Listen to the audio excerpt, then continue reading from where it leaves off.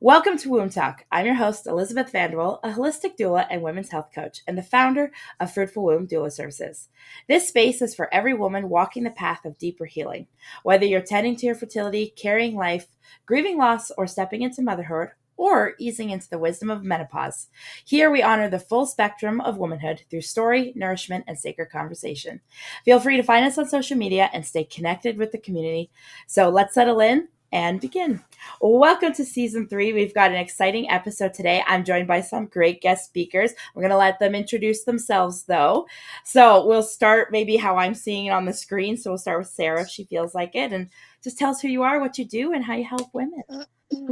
Hey, I'm so happy to be here.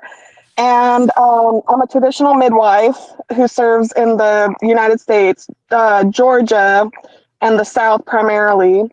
But I'm a traditional midwife. I'm also a international practitioner of holistic medicine, and I also am a feminine healing coach, feminine spirit healing coach, and I do a lot of different things. So I'm in this space primarily because I'm up against the fight with big pharma, and I'm sick and tired of this medical tyranny taking advantage of our families, because it's not just the women, but it's entire families, and bringing down the cesarean rates because they're outrageous. And so thank you for having me on. Yes, well, thank you. That you actually have a lot more that I didn't know about you, so that was really awesome to learn. Oh, there's a lot. Yeah, there's a lot. I've got so many projects that are, yeah, that's why it's important that I was like, you know what? I got to get myself out there more. And then your opportunity presented itself, and we've been friends on Facebook for a long time. Yeah. In fact, you are like one of the few people who supported me like since the beginning. Yeah. So I appreciate you a lot. Yeah, well, I'm glad you were able to join us. And so I'll get next on the screen is Lou that I have for me. So Lou, will you introduce yourself? Tell us all about you. And hello, everyone. So my name is Lou. I'm the founder of Lucina Birthkeeping. I used to be a midwife for the NHS in the UK, and I left the system just because I absolutely couldn't stand the over-medicalisation of birth. I would come home from every shift feeling absolutely sick because of what happens on these wards. Yeah, I would ugly cry all the way home because I just couldn't stand what happens there. And being involved in that was something that didn't align with me at all. So I, after much backwards and forwards, decided to leave, and I trained with a company called When Push Comes to Shove, and I became a holistic birth keeper. So now I support women privately in their own homes. I support all kinds of births, so home birth, hospital birth, cesarean if they choose that. But now I'm doing it on a woman's terms rather than the system's terms and on those time frames. So I've just been doing that for the last couple of years. It's the best decision I've ever made in my entire life. And I will never, ever look back. Now I'm supporting women in exactly the way that I always wanted to. When I first started out as a midwife, I feel like a midwife now, more now than I ever did when I was an actual midwife. So I'm living my best life. I've supported about 20 people in the last couple of years, some home births, some hospital, and even free births. I've supported 9 free births in those couple of years as well. So it's been absolutely magical, and I'm loving it. I'm so glad, and that you found your passion. Like that's, I think, for all of us here, Sandy included, I'm sure that, we're all passionate about what we do. Very, very deep in our core. So now, last but not least, Sandy, will you tell us about who you are, what you do? I'm sorry you're in a space of like a midwife. I know. Well, thank you so much for having me. Honestly, it's been such a pleasure the first time round, and Yes. I genuinely, absolutely loved it. So yes, I'm a holistic sleep coach, and what that means is that it doesn't necessarily have anything to do with medication like the way it does for you guys. It's more that we look at the bigger picture. So rather than prescribing a method, we need to let them cry it out, or we need to let them setting times. Oh, we check in every 10 minutes or so. anything that's kind of timed, I don't do that stuff. So there's no sleep training involved here. I look at the bigger picture, and I do, I look at what is that little tiny baby's temperament, what are their sensory needs, and what's their iron levels like. And so it is genuinely the bigger picture and checking what's going on with the whole person, and then fixing sleep that way. And I think I absolutely love it, because I feel like there is such a need for it, because what I find I'm up against is that a lot of parents have lost faith in sleep consultancy, because it is so over regulated, in the sense that, oh, you need to do this and you need to do that, rather than actually just looking at the bigger picture. And I find that one person has actually said to me recently, um, oh, thank you, but I don't believe in sleep consultants. And I was like, oh, I'm so sorry. It was like saying to me, like, I don't believe in Santa Claus. And I was like, but I do exist. So yeah. I'm sorry, Sandy, for laughing, but yeah, the way that you described it is like it's not a belief system. It is Right. a But I okay. totally got where she was coming from. It was definitely, the kind of thing where she was just like, I don't believe in telling children they need to sleep at this time, and that, like, this over sort of scheduled thing. And I was like, I don't actually do that, but yeah, I'm up against that, I find. Oh, okay. And that's why I thought all three of you guys would be a really good fit for each other too, because you guys all kind of Mm. like in the same kind of niche of more holistic setting for women, Yeah. which I firmly believe in a lot too. That's kind of what I've really been trying to focus on the past couple of years myself, looking for like women's circles and trying to really get into that niche a little bit, because to find women that believe in the same thing is so hard. And if you're against, like Sarah, you said with big pharma, if you're in with those group of people that are really into big pharma, you kind of feel like, oh, how does this work? You don't want to keep your mouth shut the whole time, right? And so that's why I think all four of us would work really well together too in different settings. And that kind of brings me into, why do you, Sarah or Lou or Sandy, think your job is so important, and why we as women need you so desperately? And feel free to elaborate and connect as well a little bit. I'm not trying to like be the overbearer of the questions. Well, I've just wanted to make a point on what Sandy was saying, that, people say, oh, they've got a misunderstanding of what she does, right? So I've got the same thing. I've got people, I'm on TikTok, I'm on Instagram, and the amount of people that I say, I don't believe in people that don't listen to doctors. And I'm like, that's not what I'm saying. I'm not saying don't Yeah. listen to your doctor and just do whatever you want. I'm saying have your own opinions, do your own research into your own particular pregnancy and birth. I'm not saying don't listen to the medical staff. I'm just saying that you just have to look at the bigger picture. So it's that misunderstanding. And I think that's what we're trying to get across is it is quite niche. And even my family say that to me. They say, Lou, like, it's great what you're doing, but it's difficult because a lot of people don't even know what a doula is. Yeah. They certainly don't know what a birth keeper is. I get people saying, what the hell is that? Yeah. So I have to explain, I support women during pregnancy and birth, and, it's about just supporting, advocating when necessary.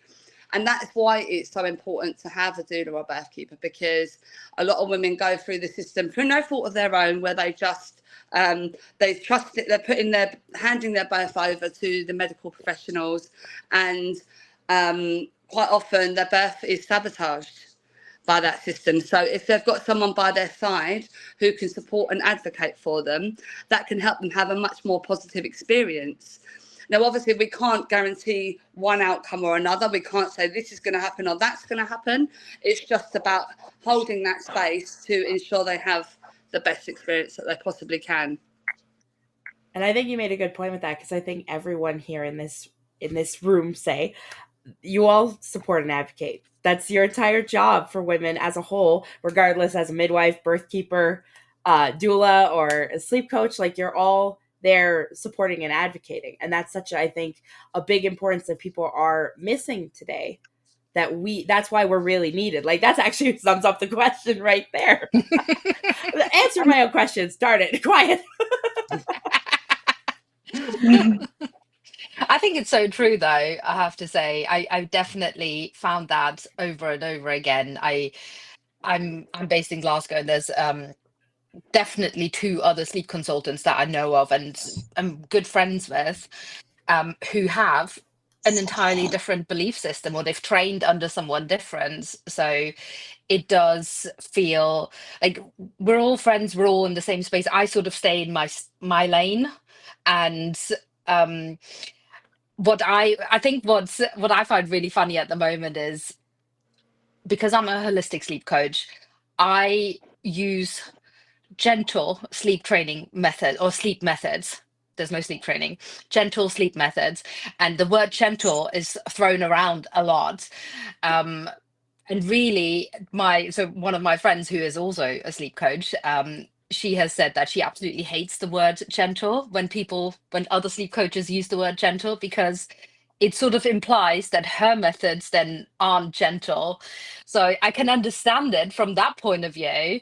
And it's a different perspective on sleep. And the way I work is like looking at the bigger picture and looking at, I don't do any kind of timed situation or leaving them to cry it out. And I think I've mentioned this in the past, the last time I was on your podcast, where I've worked with a client whose baby was waking up every 45 minutes.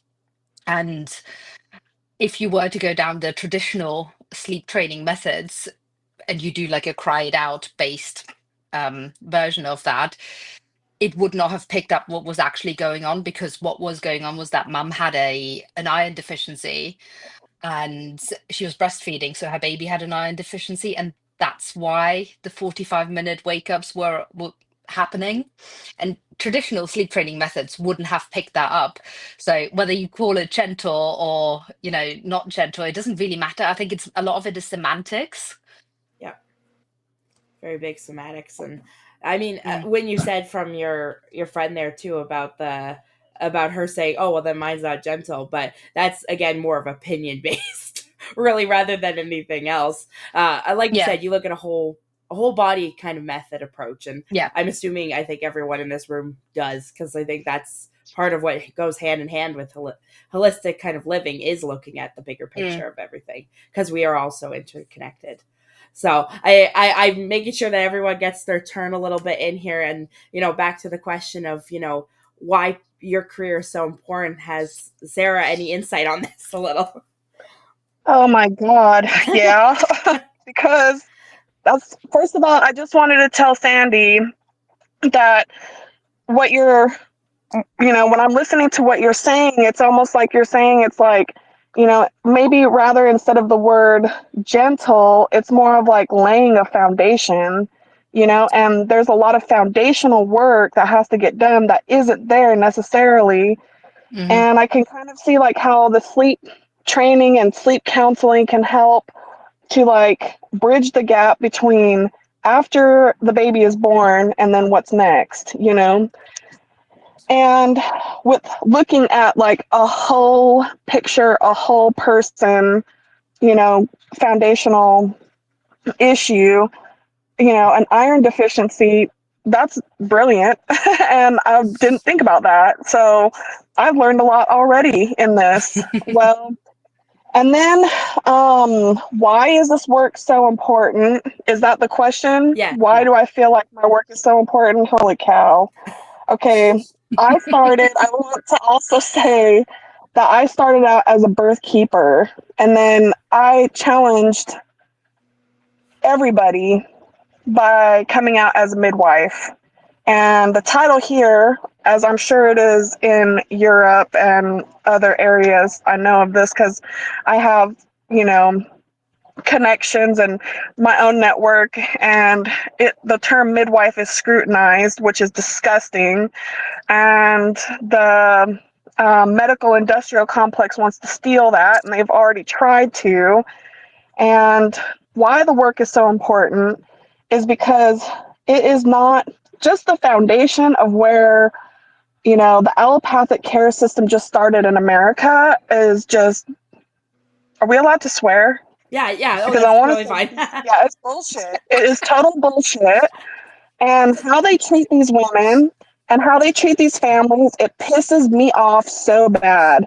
I'm so sick and tired of like, okay, even for my first birth, So I'm on my seventh pregnancy and I'm due next week. Oh wow, I didn't And even know. Oh, congratulations. Yeah, thank you. congrats. So my first experience as a brand new mom was, thank God, thank you, God, that there was no like serious implications, that I did advocate for myself. But as a first time mom, you really don't know a whole lot. You really have to invest yourself in the responsibility it takes to educate, learn, listen to people speak. It's like hours of podcast, hours of book reading, like really get yourself. I was only like scratching the surface with vaccines at that point. When I was pregnant, I was like, I'm not even sure I want to vaccinate my kid. Why do I feel that way? Well, I better go research. And so the amount of information is just overwhelming. And when I went to the hospital, I had a midwife, because at least I knew then that having a midwife could possibly protect me from a cesarean. Now I don't know what the rates are in Europe for a cesarean, but I do know here in America, unfortunately, one in every three first-time moms will have a C-section. Just it Can I just disgusts say, me. Sarah, in some hospitals in London, because I live in London in the UK, in some hospitals it's almost 50%. Oh. In Bangladesh, I know that it's 65%. So when you say that, I believe it. And it's Yeah, just shocking to yeah, me. It's like, disgusting. how, I know. why? And it's like, you Yeah, cannot, this is why, see, and then this is where my passion comes from. I was on my way to becoming a nurse a long time ago. And then I was like seeing the same people come in all the time. And Lou, I'm sure you can attest to that. You see the same people coming in all the time, and then they leave sicker than they arrived, and sometimes they even die, and you watch the whole journey. I'm like, how could this be like this? How could this be? And so for my second, after I delivered, my daughter in the hospital, I was like, I'm never doing that again. And then I went on to free birth. uh, this is my sixth free birth. Wow. yes, So I've had five other free births, and this was a part of my journey into becoming a midwife. And, from my historical background and, where my ancestors came from, they were healers, they were midwives, they were, and it's like, how are you going to just take that title away from me? I have to fight for this title. And it's disgusting. And it's like, we need the term midwife. We need these resources for these families, because having a baby in a hospital, it's not just about, okay, let's just go have a birth and I just want the birth pool or whatever. I just want the twinkle lights. We're not doing it for that. We're not doing it for the clout. We're doing it because we're trying to preserve our autonomy. And there's so many people who get it's my family. There's so many people who get unfortunately taken advantage of by the medical industrial complex, and it just makes me so mad. And I don't want to do that anymore. I don't want to be a part of that. And then when I became a birth keeper, I noticed that there were so many people who needed that help. And then when I said, you know what, I'm doing more, like I started to see more of the value in this. And I was like, I'm going to go ahead and just call myself a midwife. I did that for a few years. And, there's backlash to it. It's disgusting. And not just me, but my friends here in Georgia as well. And we're all, really struggling with, what do we do? Do we become nurses? Do we do this? It's like, it just does not align. I just can't do it. And I guess this is this great um, revolution that people are not aware of, is going from, this medical industrial complex, and there's families out there who are desiring a more natural approach to everything in their life. The front, I mean, we're homesteaders. We're getting our feed from Tractor Supply right now, and then on our way back home. But there's people who want freedom, and they're seeking their freedom. Little by little, some of it has to do with maintaining that freedom and, handling their liberty with having a home birth instead of a hospital birth. It starts there. And then they're like, oh my gosh, I didn't know that I could heal my kid with colloidal silver. Oh, I didn't know that, lavender can be bad in some, situations. I didn't know that all herbs carry, some type of risk to them. It's like it is a huge learning curve to families. And it's like, I kind of feel like right now, home birth is like that gateway drug. Once you have one, then you're like, oh my gosh, there's like a whole world here. You know what I mean? So, Yeah, that was definitely yeah. me. I've got 5 children, and I had 2 hospital births. And it wasn't a horrific experience. It wasn't the best either, but it wasn't awful. But even the experiences I had, I was like, I'm never going back there again. After the second time, I was like, no. So I ended up having 3 home births. And the contrast between hospital and home birth is like night and day. Yeah. Complete night and day. And I'm not saying it's for everyone. And I would never encourage someone to have a home birth if they were fearful. If they have any doubts, obviously worries that can be talked out through with a doula or a birth keeper. But if you feel safer in hospital, have your baby in hospital. If you feel safer at home, have your baby at home. But I will say for people that if you're low risk, and home birth is the best place for you, because you are in an environment where you feel most comfortable. You're surrounded by your loved ones. You're not surrounded by strangers, bright lights, beeping machines. All of those things can stall labour, can really affect your experience overall. So, yeah, I mean, home birth, like I said, it isn't for everyone. And of course, if you've got a lot of risk factors, then that can become a little bit more complicated. But I've even supported people with perceived risks at home too. So sometimes it's all about perceived risks as well. So it's a difficult one. Interested in the risk factor. So I'm 40, right? And we're thinking of having a baby soon. And that would make me very much geriatric, right? Oh, I hate that. It's horrible, isn't it? I know. When you're labelled that, it's oh, Yeah. bless you. Right? You're not I'm geriatric. You're not. 39. But is that a situation where you would recommend a hospital birth I over? wouldn't. No. The midwives would though. Right. Okay. So I've Interesting. supported. So I've currently got a client who is 42, Uh-huh. and they're throwing all of that stuff to her. You're at greater risk of stillbirth, giving her all of these scary things, scary statistics. Now I've got a whole plethora of information that I'm giving my client to say what a load of bullshit. Okay, right? There is a tiny increase of risk attached to if you're much older, but that also doesn't take into account your lifestyle. You could have a 45-year-old woman who is does yoga and eats really great food and is absolutely healthy, but you could also get a 45-year-old that eats McDonald's every day, doesn't exercise, smokes 100 fags a day. It's just like, you have to take, again, we're talking about the bigger picture. We have to look at the bigger picture. If you're healthy, that doesn't put you at greater risk for your baby. Evidence-based birth, Rebecca Decker, I think her name is. Yes, yeah. She has got a whole blog, and it is embellished with so many studies about geriatric pregnancies. You can't see my fingers, but I'm doing inverted commas there. Geriatric pregnancies. And like I said, the evidence shows that there is a very small increase, but is that small increase of stillbirth of that category of women who are not healthy, or who don't have healthy lifestyles. They're all kind of grouped into one box, and that's the thing with maternity. The risks are put out there, and these really scary statistics and risks are put out there, but they're not taken into account the individual woman in front of them. They're putting everyone together. Yeah. And I wouldn't be concerned of your age having a home birth. Absolutely not.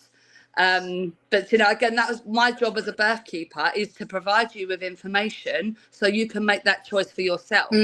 and make that informed choice, giving you actual stats, not just these scary risks and these scary stats. A lot of the studies even will show relative risk instead of actual risk. So relative risk just means a kind of chance of something. But the actual figures, when you actually pick it apart a little bit more, the actual risk of something could potentially be something like 0.02%. which leaves you at 99.99% that you won't have that happen. You know, it's all about the language in maternity. Can make or break someone and can really sway someone to one decision or another. So it is about the language, and that's what I do when I work with my clients, to just ensure that they are, when they're told. So for instance, if I go to an appointment with them, which I offer as part of my packages, they'll give these statistics, and then I can say, okay, can I have the actual risk of that? Because the actual risk is 0.02%. For instance, yeah. Well, I mean, just from Interesting. My mother was 37 when she had me, and then with my youngest brother, he's 5-6 years, so she was like 42, 43 when she had him. And I've helped clients that were like 42, 44, and I actually just had a client that she went through IVF and whatnot, but she was actually 48 years old. And she ended up having a C-section, but it ended up being because the baby was transverse. But other than that, she was perfectly healthy the entire pregnancy. Not a single thing. And right away people tell 48. Oh my! Like, did the baby die? Like, that's the question I get whenever I tell a story. And I'm like, no. Like, everybody's fine. Like, they're alive and healthy. Like, I don't know what else to say to that. But I think nowadays, especially with where we're at in the world, with the amount of knowledge we have, and like the technology like this that we could all get together, we are able to know more than we've ever known before. Whereas maybe if you were just like Sarah and you're in general area, you had Sarah and maybe 2 other midwives, that's all the knowledge you would have in that little area, right? Unless you wrote letters with someone from the UK or so forth. But how often was that being done 100 some years ago? But I think I've heard, I'm trying to make sure because I want everyone to get their turn. But Sandy, did you tell us your importance of your job for women? Like, I feel like I slightly skipped that. I'm sorry. I got too invested in the conversation. No, I love it. I just want to make sure everybody is spotlighted a bit. Yeah. No, that's fine. I think for me, the importance of my job is what I've touched on when I sort of introduced myself. I think my biggest thing is just making sure that everyone has access to sleep support that needs it, because I think there's such a stigma around it that, like I said, I don't believe in sleep consultants. Well, it could be really useful for other people, and I think you don't know what is out there if you don't. There's so much information out there, but you, as a layman, you don't actually know that there's different schools of thoughts. They're just all clumped in together. The pediatric sleep consultants that don't use gentle methods, and I'm literally doing in inverted commas, because again, whether it's gentle or not is semantics.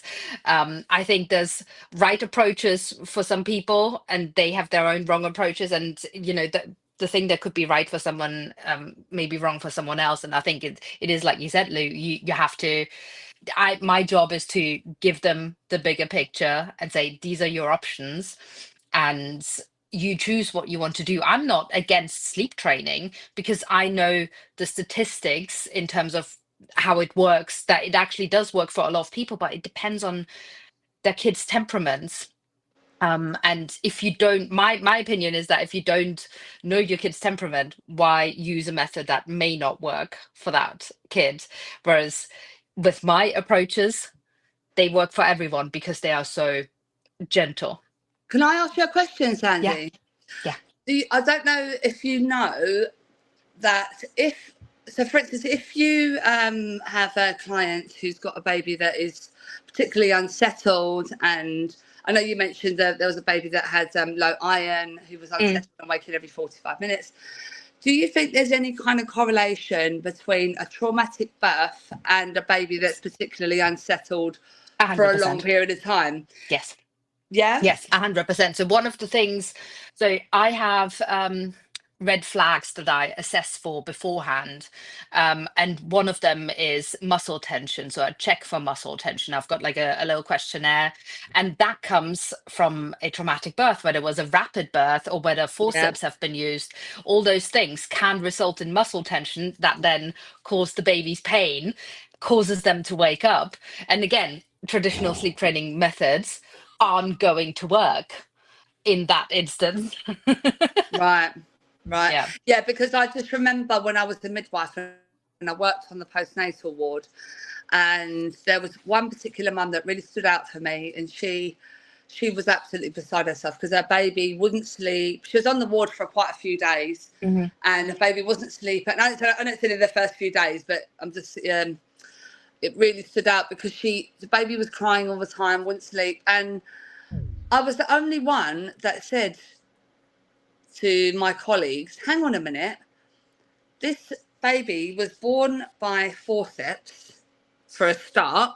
It's probably got a fucking headache. Yeah.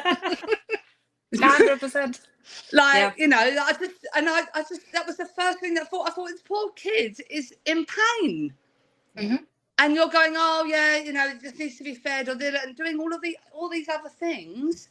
Why don't we look at everything to do with this poor child? And the screams were like high pitched. It was in agony. Yeah. And it did make me think, like, is there, even in months to come, could that traumatic birth really have an impact on their sleep? Yeah. Months down the line, even. Yes. Even if they're not in pain, that kind of physical trauma to their being, to their actual soul, if you like, they're unsettled. Yeah. And they want to be close to their mama because their nervous system is all over the place. Yeah. And the only way that they can regulate their nervous system is by skin to skin and being close to their mummies. Yep. You know, and it's so interesting because it's just like people aren't looking at all of these things. No. They're kind of skirting over the top and not actually looking at the root cause for these things. I've said this so many times. Right. Why are we just looking at sleep and not at the root cause? Like, why is that child actually waking up? Because they're not manipulating you. They're not, going like, oh, it's this whole thing about, being fed to sleep, and parents are being told, oh, you shouldn't feed to sleep because that creates a rod for your own back kind of thing. Oh, I hate that. Exactly, right? And for me, I had this example somewhere else, and I don't know who told me this, but I find it really interesting. People say, stop feeding your baby to sleep, then you wouldn't have the night wakings anymore. And I was like, your baby's not waking up because they want to feed. They're waking up for another reason. And then what they're looking for is the same comfort that they've had before, which is feeding to go back to sleep. And the example is always, I say this to my clients a lot, put a piece of chocolate out on your bedside table and tell yourself, if you wake up in the middle of the night, you get to eat that chocolate. You're not going to wake up. You're going to wake up because you need the toilet. You're going to wake up because your foot's sticking out of the duvet and you're cold. You're waking up for other reasons, right? And then you have that chocolate. But you're not waking up because you get to have the chocolate. And I think there's a real difference there. Yeah, it is. I mean, obviously, when they're young, they do feed regularly. We know that they will wake up because they're hungry and things. But as they go on, like you said, they're not going, right, I'm going to wake up now. Yep. Yeah. Yep. Exactly. Yeah. So unfortunately, Sarah had to leave us, but I did have the question on what's the one tip that you find is most important, or that you repeat 100 times over, that, like, why is no one listening to me? Like, I've said this a billion times. Someone hear me, please. That you think that we should share with everyone today. And I'm now completely changed my layout on my screen. So it goes Sandy next because my layout's completely different. That's fine. My biggest tip has always been and will always be a solid wind down routine. And I always give parents like 3 to 4 steps. It doesn't matter what they do, but I think having that predictability of those 3, 4 steps and doing them in that, step 1, step 2, step 3, in that order, babies will know what's coming next. And the thing I love the most about it is when you introduce wind down sleep cues that include all the senses. So what I love is a song called Moonlight Sonata by Baby Mozart. It's on Spotify. I should get royalties from it. So I recommend it to everyone. And you put it on in the living room, or when you get them out of the bath in the evening, and then you take them through to the bedroom, and that way it becomes a transitional tool. It tells them that it's about to be bedtime. They're about to be put in that dark room where there's no people and it's quiet. And once they know, it takes away that anxiety a little bit. So that sound. Then I always say baby massage. However, literally just do a glorified rub down. There is no skill involved. It's just about the proprioceptive input. Just squeeze them a little bit. And if you can use, I don't know, coconut oil or some baby friendly oil, you have smell and touch that way. And that way you have all the senses involved, because babies at that age attach to you through senses. So it keeps them calm. It's literally their love language. And if you utilize their love language at that age, you are keeping them calm. You are helping that sort of environment, that whole co-regulation part of the evening, and that's going to ensure that you're going to have a better night's sleep. And if they do wake up, you can always use those sleepy cues again. You can use the Moonlight Sonata, you can use the coconut oil, you can use the squeezing of the body, and that way you have sleep associations are not good or bad. And the more you have, the more tools you have when they wake up at night and help you get them back to sleep. So that's the one thing I tell literally all my clients. And it's such a simple thing, but I think it makes the biggest difference. I like that. And I mean, I'm a routine person too. As an adult, I needed to stay the same. I don't like it when things change at all. I'm like Right? the worst person with change ever. So, like, I mean, maybe I need to install that for my sleepy time, and maybe I'll go better to bed. Do it. And then, Lou, what is your tip that you feel like you've repeated 100 times over? Well, there's a few, but I'll bunch them into one if you like. Okay, sounds great. So predominantly, if women are choosing to birth within a mainstream maternity system, no matter where you are in the world, I feel it's really, really important for you to, first of all, know your rights within maternity, and that everything that is offered to you is a choice. Because a lot of people don't know that it's a choice. They don't realise that they can accept or decline any kind of intervention that's offered to them. But alongside that is education. So not just declining for the sake of declining, but actually looking at the evidence and looking at why you're being offered that and for what circumstance.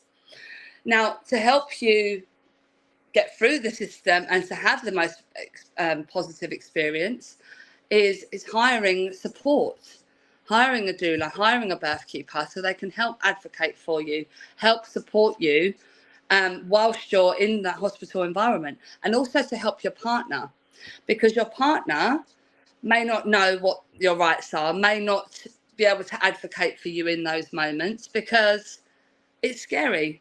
You're in that hospital environment, you've got your midwife saying you need X, Y, and Z.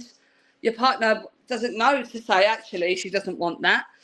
And finally, make a birth plan. And, you know, of course, we know birth can be unpredictable at times, but if you've got a birth plan, you know exactly what you want and what you don't want, then it's much easier for you to advocate for yourself, because you can say, this is what I have envisaged for my birth, and I would like you to make that possible. And again, that's where the support comes in from a doula or a birth keeper to help ensure that your wishes are met.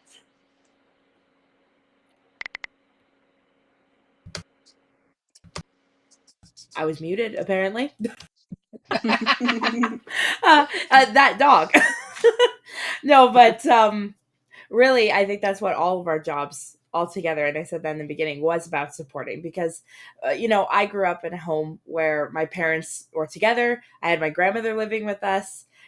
I'm used to just having support on the daily, but I hear so many stories through friends and through the internet of so many people that don't have that, where, it is where the parents are not together, or maybe you don't live with your parents, or you're estranged. Like the amount of people that don't have close people in their circle. That's why these things are so needed now, because maybe 100, 200 years ago, you would have your mother, your grandmother at the birth, and they would give you all the things you need to know. Oh, I remember when I had a baby, we did this to help the baby go to sleep. Like that stuff wasn't needed, because why would I hire someone if I've had 3 grandmas telling me what to do, right? Yeah. Like that's why these have become so crucial roles, and people have kind of like, oh, nobody's gonna help me, I'm all on my own. But like, no, we've developed, we've adapted as humans, we've created ways that you can get the support you need, and that you aren't alone. And I think that's why platforms like this kind of come so important, because you need to know it's out there, somebody's willing to help you. Like, just say hi. Like, we'll help. Exactly. Because I'm sure and even if you don't hire a doula or birth keeper, going through everything with your partner and teaching your partner about pregnancy and birth. Yeah, they might be a bit like, oh, do they really want to know? But if they know everything they need to know as well, then they can help support you in those moments. Yeah. And that's the thing. And that's what I do. I support partners, because again, for them just to be advocating and supporting on their own is really scary, particularly if they've been taught their whole lives, which most people have, to look up to authority and listen to authority without question. And again, I'm not telling people to go in there guns blazing, questioning everything and telling everyone to sod off. That's not what I'm trying to do. I'm just trying to get people to stand up for themselves a bit more, because I've had so many people tell me that they went through things that they really didn't want to go through, things like vaginal examinations, and they really didn't want it, and they didn't know how to say no. And that's where this extra support and advocacy really, really comes in handy, I mean, I always say you need a bodyguard when you go into the hospital. Yeah. I mean, my dad, sorry, Dad, I'm putting this on the internet, but he had kidney stones, and we ended up in the hospital, and my brother, me, and my mother went with him. And the guy's like, oh, you got your whole family support. He's like, yeah, 2 of them I actually left at home, but like, we were all there waiting with him the whole time, because like, nobody's touching nobody. We're with you the whole time. Like, that's what you got to do almost sometimes. Yeah. But I am so very glad we got to do this. We've got to hear so many great opinions. And I think the only one I need a link yet from at the end that I could put in the description is from you, Lou, so that people can find your website and get your freebies if you have any, and just like reach out to you, because especially since you guys are both from the UK, like I'm sure I know. I will definitely come and find you 100%. Yes, please do. And I'm Canada, so I'm way on the other side. So hi. Hello. I'm so glad we got to do this. And do you have anything like final last words you guys want to say, or anything that on top of your head yet? No, just thank you for having us. Honestly, this is such a wonderful time. I know. You should definitely do this more often. Yes, I think I want to do I've more. loved every minute of it. Thank you so much. And everyone needs to hear our message. Yes, hear it. Absolutely. Please don't make us repeat the same thing 100 times. Just know it now. Make that become... Sandy, how do we find you? Me? Yes, you. So I am on Instagram and TikTok. I also got Facebook, but don't really hang out there that much. Yeah, well, I'm the same. I do a little bit of Facebook, but not much. Yeah. And what's your company name? Wildhood Sleep, like childhood. Oh, Wildhood Sleep. Yeah. I love all the wild children, all the cheeky ones that get in all the cupboards and steal your stuff. And I might write that down. That's why. I can send it to you afterwards, Lou. Right, well, I'm Lucina Birth Keeping, so I'm going to write your thing down. Wildhood Sleep. Cool. Oh. Well, I'm so very glad that you guys came. I will wrap it up, but we've started season 3. You guys helped me open a great start of a new season that I just really hope flourishes more, and we'll have everybody come back for more solo episodes in between, and I'm so grateful. So stay tuned for next Monday for another episode. Bye.